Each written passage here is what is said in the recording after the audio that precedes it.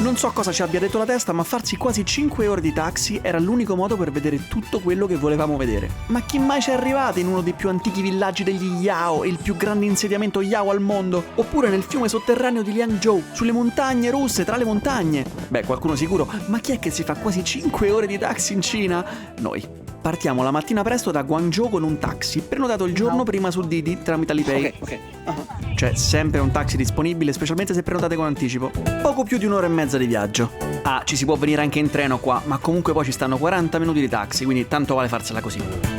È come sbloccare una nuova mappa nel cervello, posti mai visti e che non somigliano a niente. Siamo a Qingyuan. Siamo arrivati in un posto assurdo, in mezzo alla foresta. Sembra tutto a tema Flintstones. Tu hai dormito? Bene. Andrai verso Tourist Center. Qui c'è un fucile d'acqua pazzesco, ma credo sia un posto dove la gente viene anche a fare il bagno, perché sono tutti dei mestoli che vendono anche per strada. E non capisco cosa sia. Anzi, fa un bel casino. Benvenuti al Gulong Canyon. Ovviamente siamo in noi occidentali. Comunque, se avete già comprato i biglietti, basta andare lì al self-ticket office, scansionate il QR e vi danno i biglietti. Adesso. Ci sono i locker dove lasciare le cose, però non abbiamo ben capito come funziona, bisogna dare il numero di cellulare, quindi per evitare intoppi non le lasciamo. Siamo venuti abbastanza leggeri in realtà, c'è il bus da prendere che sta qua. È una zona gigantesca arroccata su una montagna nella foresta subtropicale. Ma ci sono veramente i dinosauri! Ma cos'è? Meno male che ci inumidiscono un po' col nebulizzatore, perché oggi proprio sto clima così arido. Vai, entriamo nell'uovo di dinosauro. Ma quanto sta piovendo! Comunque è una figata questa cosa. Qui potete fare un sacco di attività acquatiche e non. Considerando la pioggia di oggi era tutto acquatico. Non so per quale motivo io abbia sempre pensato che questo affare che indosso fosse impermeabile. Mi sbagliavo. È tipo un grosso parco avventura con tante cose da fare. Non mi sembra molto in linea con la narrazione, Biancaneve con dei pianeti, vabbè. C'è un Velociraptor. È conosciuta per il rafting pazzo e per le 9 cascate, una delle quali la più grande di tutto il Guangdong. Prima tappa raggiunta, c'è da scarpinare forte. A me piace. Pausa frittelle e te le friggono al volo. È buona? Tu non hai capito? No. C'è una sorpresa? È ripiena di dentifricio? Oddio! Oh, la sorpresa è che fa 1000 gradi. Anche la crema dentro. Ma no! Sì, ma è mangiabile, a una temperatura proibitiva. Madonna, è buona. Per andare verso la cascata saliamo ancora più su, verso il ponte di vetro. Quando vedete i reel dei cinesi che impazziscono, che si buttano per terra perché c'è il ponte di vetro e sono terrorizzati, è questo qua. Cioè, probabilmente è questo qua, ce ne sono credo altri in Cina, ma uno di quelli è sicuramente questo qua. Peccato che ha appena piovuto e quindi hanno coperto con una passerella di gomma per evitare che la gente vada di sotto. Però è veramente molto bello e soprattutto è proprio un ponte di quelli che fanno... lo senti che è morbido? Credevo fosse una cosa per bambini, invece ci sono anche adulti, ho visto anche signori grandi, cioè non è solo dinosauri finti, ma c'è proprio uno scenario meraviglioso, cioè stai in mezzo alla foresta con le cascate, è pazzesco. Eccola la mega cascata. La andiamo a vedere dalla Glass UFO Platform, un disco di cristallo sospeso a più di 200 metri che sì, fa un certo effetto. C'era anche la possibilità di fare questo, non si può fare perché è bagnato, però fatelo perché è fighissimo, vi imbragano e vi attraversate il ponte tibetano. Adesso noi dobbiamo arrivare dall'altra parte. Quanto costa? 38 yuan? 38. 4 euro, sì. E volendo c'è anche questa bicicletta che cammina sul cavo e arriva giù. Ah, i biglietti li abbiamo acquistati online da WeChat, ma potete anche prenderli direttamente all'ingresso se non c'è troppa confusione. Potete scegliere una o più attrazioni, noi abbiamo scelto solo l'accesso alla piattaforma online, ma una volta qua abbiamo preso l'altro biglietto, che era il biglietto d'ingresso per fare quello che vedrete tra poco, perché abbiamo visto che si poteva fare e non potevamo non farlo.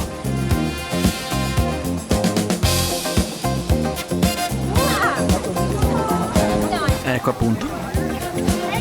Ora ci sono 2 modi per scendere dalla montagna. Stavolta facciamo questo, la prossima volta faremo l'altro.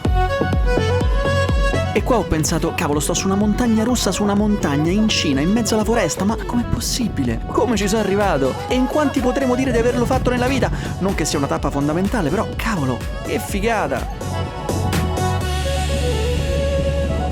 In totale per tutto quanto abbiamo pagato circa 30 euro a testa. Ma sapete qual è la cosa più incredibile? Che scansionate questo all'uscita, con WeChat, si attiva il riconoscimento facciale e con 2 euro vi comprate il video montato con la musica e con le clip vostre che vi girano mentre scendete. Io amo la Cina, ma perché queste cose non le possiamo fare pure noi? Ma non ci fermiamo qua. E comunque non abbiamo beccato un occidentale. Ma chi ci viene in mezzo alla foresta qua con un'ora e mezza di taxi? Perché non sapete dove andiamo dopo. Abbiamo 120 km davanti a noi, siamo in un posto pazzesco. Porca miseria quanto si riempie. Sembra una stazione della metro. Prenotiamo il taxi e ci facciamo altre 2 ore e mezza per raggiungere uno dei posti più incredibili che abbiamo mai visto in vita mia. Sapete quando si parla di core memories, di quelle cose che racconterai ai tuoi nipoti? Ecco, la visita allo Yao Millennium Village è una di quelle cose. E comunque ci stiamo muovendo esclusivamente con il taxi, anche per percorsi lunghissimi. Si prenota tramite Alipay nella sezione Didi. E abbiamo internet sempre con noi. E voi dite, ma come fa? Consegui una eSIM che installi direttamente sul tuo telefonino cellulare senza stare lì a scambiare le SIM. Ha tantissimi vantaggi. La VPN integrata. Guarda, posizione virtuale, puoi sceglierti da dove farti riconoscere, blocco degli annunci, protezione web, c'è un sacco di cose interessantissime. Puoi fare la ricarica automatica che appena finisce si rinnova, tantissimi paesi, e puoi fare anche il regionale. Se sai che viaggi in Nord America o in Medio Oriente e Nord Africa, ti fai il pacchettone e ti muovi tranquillamente in Asia Oceania con $35, $36 per 30 giorni 10 giga. Oppure prendi i singoli paesi. Pensate che se usate il codice sconto il signor Franz avete lo sconto. È un codice sconto. Trovate qua sotto il link e lo trovate anche in descrizione, nel primo commento, insomma, sapete dove cliccare. www.seli.com/il signor Franz e avete lo sconto sui piani. Non avevamo la minima idea se il punto che avevamo messo sulla mappa come destinazione fosse corretto. Non sapevamo chi ci sarebbe venuto a prendere il giorno dopo, come dialogare con la gente in un villaggio sperduto nella foresta, se c'era campo, se avessimo mai trovato soprattutto la stanza che avevamo prenotato. Insomma, un'avventura vera. Ok, ci ha lasciato più sotto rispetto al villaggio perché c'erano tutte macchine incolonnate qua. Tutti macchinoni, tra l'altro. Spero che qualcuno di questi sia un taxi per tornare domattina. Paghiamo il biglietto con non poche difficoltà ed entriamo. Sì, c'è un biglietto da pagare per accedere al villaggio, quindi anche se andate solamente in hotel. Wow, risaie. Ok, allora è complicato ma è divertente, nel senso che va tutto tradotto con il traduttore perché non parlano una parola di inglese, ma come immaginavamo. È un posto incredibile. Ci sono le risaie qua sotto. Però dove andiamo? Cioè, dove sta lo spettacolo che abbiamo già pagato? Perché ne abbiamo già pagato uno. Sento suono di spettacoli. Come troviamo soprattutto il proprietario della stanza? Perché non è un hotel. A quanto pare lo spettacolo che fanno è uno spettacolo itinerante che si muove. Dovrebbe cominciare all'inizio del paese e finire alla fine. È bello perché nessuno capisce veramente niente, ma neanche i gesti base, tipo sì e no, non corrispondono. Le indicazioni, è proprio il reset totale della comunicazione. C'è un botto di gente e siamo gli unici occidentali. E si vede che hanno lineamenti diversi dalla gente di città. Arrivato il sindaco, non so chi sia. C'è tutta una delegazione importantissima, è uscita dalla macchina nera. Tutti lo acclamano. Io non so se siamo stati fortunati e abbiamo beccato una giornata particolare oppure è sempre così, ma c'era veramente un sacco di gente, cameraman, droni. Era tutto straorganizzato. Queste sono le danze tradizionali Yao con i tamburi lunghi. Qui il tamburo è sacro. Anticamente lo usavano in questi rituali per invocare benedizioni nuziali, buoni raccolti, prosperità. E ce ne sono diversi di spettacoli durante la giornata, dalla mattina alla sera. Per quelli vi conviene controllare su internet. Non era quello lo spettacolo, perché mancano ancora 5 minuti alle 4. Ma non abbiamo capito dove sta lo spettacolo. Cioè, se chiediamo dov'è lo spettacolo, ci dicono è qui. E poi ci indicano un'altra parte. Ci arrampichiamo nel villaggio arroccato. Mo chiede un ballerino. E no, non è uno show, è un rituale sentitissimo dal villaggio che tuttora ha un valore molto forte e resiste da più di 1000 anni. Che figata questo posto. Sono solo scale praticamente, Allora, al fianco delle quali scorre un fiumiciattolo. ti salutano tutti, sono carinissimi. Eccolo lo spettacolo. Ci siamo. Non era facile. Abbiamo perso la tappa. Sul sito c'è scritto che si svolge nella piazza principale, in realtà si muove e bisogna seguire il leader. No, quello non è uno spettacolo, o era qualcosa fatta ad hoc per il sindaco che è arrivato, non lo so. C'è da andare da un'altra parte, c'è da seguire il cartello Singing and Dancing. C'è da un'altra parte, però ci siamo.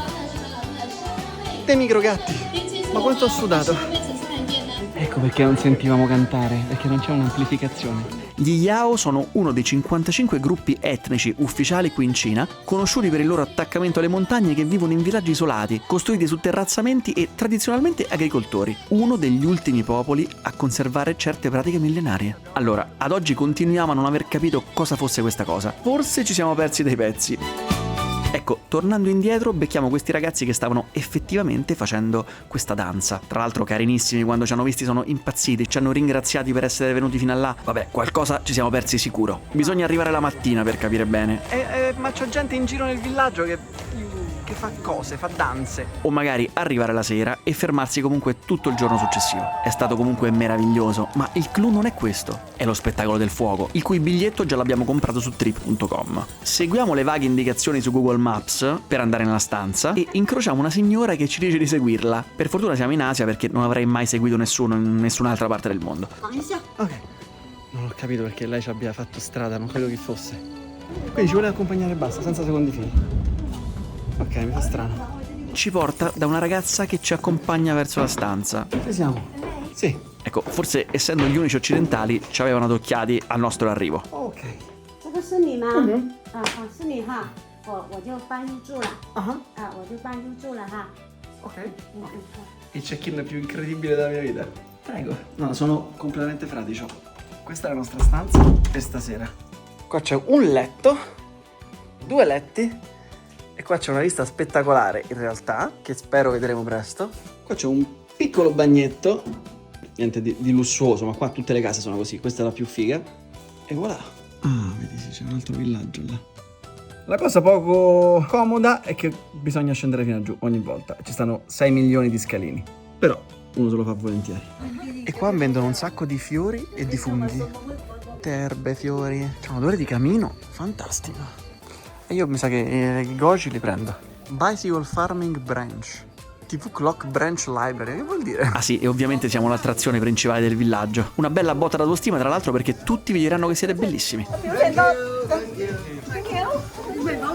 Sappiate che alcuni ristoranti chiudono alle 9 e altri alle 10. Quindi dopo il fuego, che è alle 7 o alle 7 e mezza, c'è tempo per andare a mangiare. Noi non abbiamo pranzato. Stiamo morendo di fame. Sembra bellissimo, però, posso dire? I ristoranti sono veramente tutti molto carini e sembrano tutti molto puliti. Che vuoi? Vuoi il riso nel bambù? Ci sono un sacco di localini, un sacco di tea house, ma tra poco inizia lo spettacolo delle 7 e ci prendiamo solamente un tè, preparato in maniera meticolosa. Non so se la fame. Potrebbe essere. Ma è proprio buono. Incredibile, stanno passando qua per la cerimonia del fuoco. Ah, ma ci sono tipo le staffette e danno fuoco alle torce. Wow! Allora andiamo insieme a loro. Fermiamoci qua e andiamo insieme a loro. Bello! Un fiume infuocato di persone, questo non ce l'aspettavamo assolutamente. Ok, questo è il rituale del fuoco, questa è la gente del villaggio.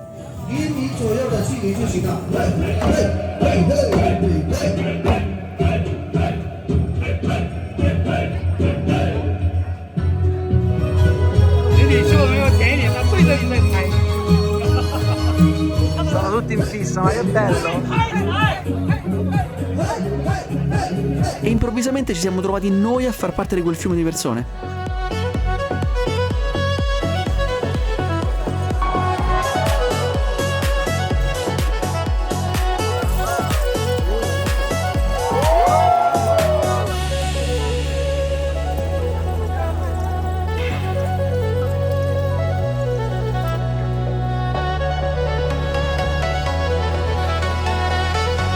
Siamo in mezzo a una risaia a fare un rituale tradizionale cinese col fuoco, cioè boh, non lo so. Questo è il percorso che abbiamo fatto oggi e adesso è tutto illuminato. Il fuoco è acceso. Partono le danze.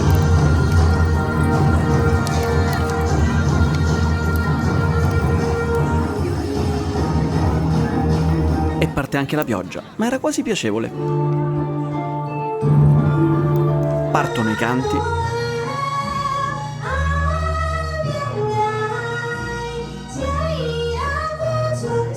Partono i giochi.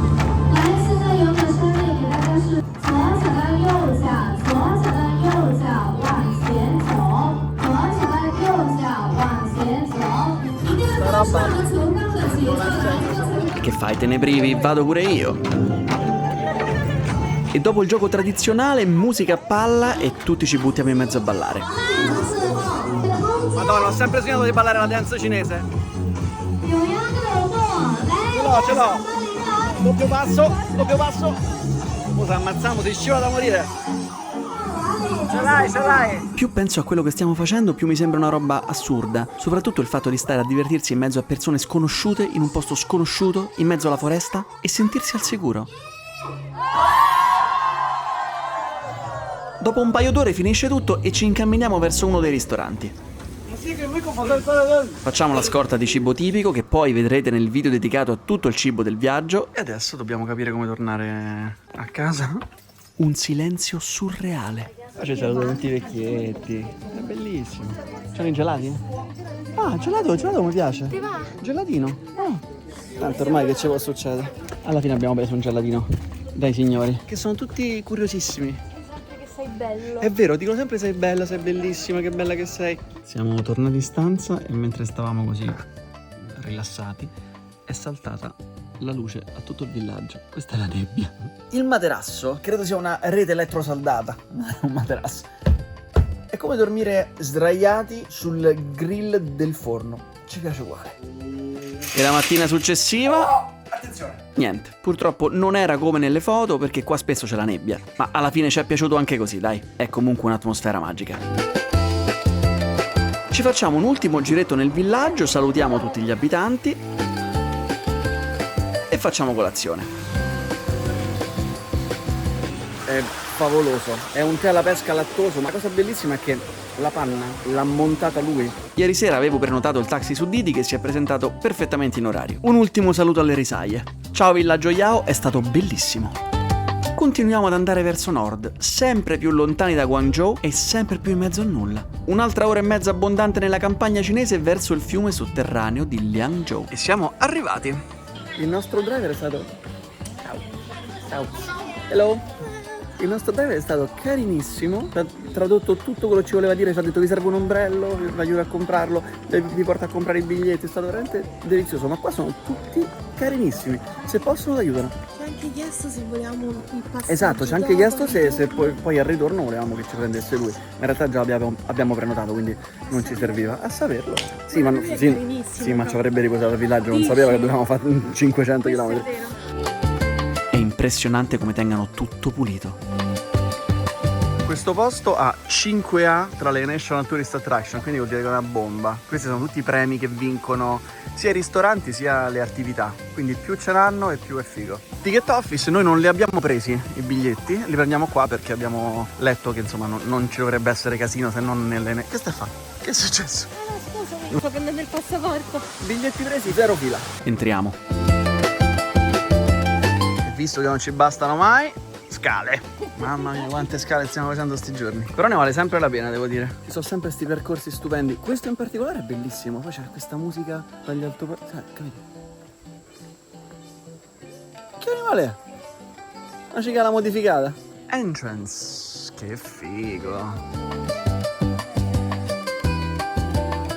Ok, l'impatto è pazzesco, sembra una roba finta. Il motivo? È perché sanno illuminare come si deve, un po' pacchiano? Forse, ma almeno te la vendono bene. Ma pensate alle grotte di Frasassi così, illuminate, gestite, con la nebbia, che pure se è finta, è spettacolare. Perché non le facciamo ste cose? La maglietta Beliere in Fashion, micidiale. Entriamo nel mondo sotterraneo. Una serie di cunicoli, gallerie scolpite dall'erosione dell'acqua formatesi in più di 200 milioni di anni. 60.000 metri quadri di superficie visitabile. 3 piani sotto scorre un fiume di circa 1,5 chilometri. Cioè, ma capite che roba? Coi fiori di loto che si illuminano, cioè, dai. La guida ci dice una serie di cose che noi proviamo invano a tradurre, ma quando stai qua sotto le parole servono a poco, onestamente. Hanno fatto un lavoro incredibile. Ecco, questa è un po' una cafonata da social, però farò finta di non averla vista. Ma la vera fortuna è che siamo a luglio e non c'è nessuno. E pensate che oltre ad essere stato un rifugio per il popolo Yao durante guerre e tifoni, era un orto sotterraneo. Qui il riso cresceva rigoglioso grazie all'acqua costante e alle temperature perfette. Il il rifugio più sicuro a sud della Cina. Ma siamo arrivati al fiume ed è arrivato il momento di imbarcarci.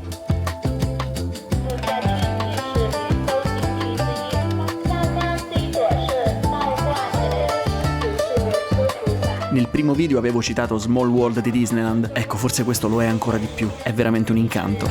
Alla fine del percorso vi ritroverete davanti a centinaia di botti. Ma che sballo questa cosa!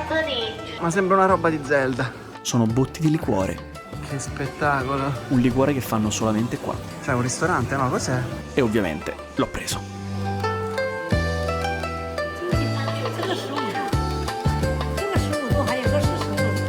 È proprio necessario prendere una busta di riso soffiato. Ah, fuori è pieno di banchetti che vendono frutta e funghi disidratati. C'è un ristorante che vi consiglio di provare e vi farò vedere.